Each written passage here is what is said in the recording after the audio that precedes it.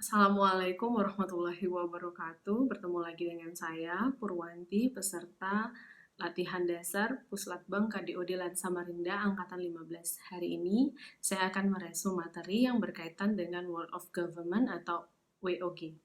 WOG merupakan satu sistem yang sebetulnya mengarah kepada penyatuan beberapa instansi-instansi untuk dapat menyelesaikan satu persoalan atau berbagai macam hal, atau juga bisa diartikan sebagai bentuk kolaborasi tanpa sekat yang nantinya bertujuan untuk menyelesaikan isu-isu yang ada di negara kita ini. Nah, dalam konteks ini adalah pemerintahan ya, atau institusi-institusi yang bergerak ataupun yang dikelola oleh pemerintah. Nah, WOG approach ini sendiri terdiri dari 3 yang tujuannya untuk meningkatkan kinerja atau keefektivitasan kinerja dari berbagai institusi ataupun juga instansi dalam menyelesaikan suatu pekerjaan atau melaksanakan pekerjaan. Kemudian untuk menyelesaikan berbagai macam persoalan yang mungkin tidak dapat diselesaikan oleh satu institusi saja atau satu instansi saja, namun berkaitan dengan berbagai macam instansi. Kemudian menciptakan solusi yang berkelanjutan, artinya masalah itu mungkin saja bertingkat, artinya tidak hanya selesai pada tataran kita contohkan dalam case pariwisata misalnya, tidak hanya dapat diselesaikan dari satu slop pariwisata saja, tapi melibatkan berbagai macam aspek, misalnya mulai dari sumber dayanya, kemudian dari bidang pekerjaan tertentu, kemudian dari UKM-UKM lainnya, dan lain sebagainya yang terlibat di dalam bidang pariwisata tersebut. Nah, sehingga ada 3 aspek tadi yang terlibat dalam penerapan WOG ini. Nah, kemudian apa saja sih prinsip-prinsip dari penerapan WOG ini?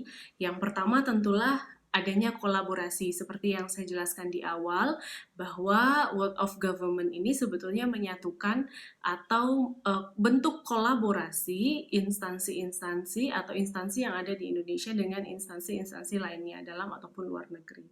Nah, kemudian adanya kebersamaan, kemudian kesatuan, kemudian adanya tujuan bersama untuk dapat menyelesaikan persoalan yang sama, kemudian melibatkan banyak sektor, melibatkan banyak orang. Artinya proyek itu tidak hanya dijalankan oleh satu instansi saja.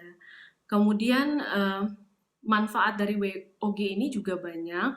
Pertama pastilah efisien, sharing informasi, adanya lingkungan kerja yang aktif dan juga kondusif, memiliki daya saing, kemudian adanya akuntabilitas, adanya kolaborasi ataupun koherensi kebijakan di dalamnya.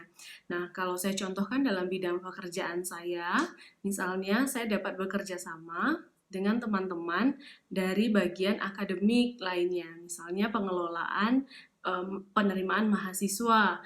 Saya sebagai seorang dosen bisa saja memperoleh informasi berapa jumlah mahasiswa yang nantinya akan saya ajar di semester berikutnya, dan kemudian mulai menyusun strategi rencana dalam mengelola kelas dan dalam menentukan strategi pembelajaran yang bisa saya berikan pada saat mahasiswa tersebut masuk ke dalam kelas saya. Nah, itu adalah contoh sederhananya.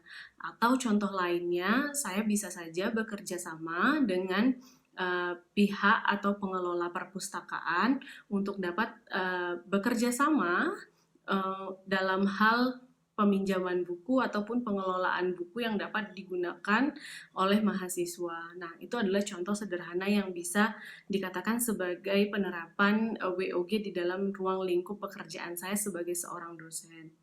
Kemudian dari manfaat yang sudah saya paparkan tadi, tentu ada kelemahan-kelemahan. Artinya sebetulnya ada, selain dari manfaat yang diperoleh, tentu ada hal yang menjadi kendala-kendala, karena di dalam penerapan sistem WOG ini sendiri tidak hanya terdiri dari satu kepala atau satu instansi saja, melainkan melibatkan banyak pihak yang mungkin saja berbeda bidang namun saling keterkaitan.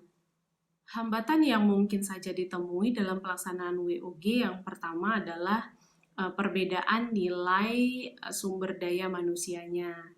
Artinya dengan berbagai macam ilmu pengetahuan, kita dapat menuntaskan satu persoalan dengan berbagai cara dan juga metode. Namun, pada pelaksanaannya mungkin perbedaan-perbedaan ini juga akan menimbulkan masalah baru gitu.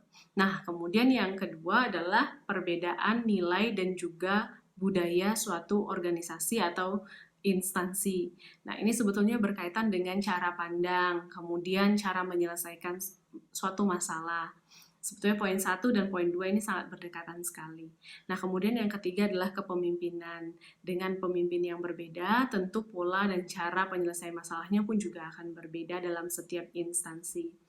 Nah, kemudian teman-teman, kita bicara mengenai WOG secara luas, ataupun dalam berbagai bidang keilmuan. Saya contohkan, saya sebagai seorang dosen sastra Indonesia di Fakultas Ilmu Budaya, penerapan WOG dalam pelaksanaan tugas saya bisa saya contohkan misalnya ketika saya kolaborasi dengan teman-teman yang dari IT, kemudian teman-teman yang dapat mengelola sistem ataupun membuat suatu program di mana saya nanti akan bekerja sama untuk dapat membuatkan satu sistem sederhana yang bisa mempermudah saya dalam mengajar terutama di masa-masa pandemi ini, sehingga membantu saya dan juga mahasiswa untuk dapat tetap melaksanakan hak dan juga kewajiban atau memberikan kewajiban kepada mahasiswa untuk memperoleh haknya, dapat belajar dengan baik di masa pandemi ini.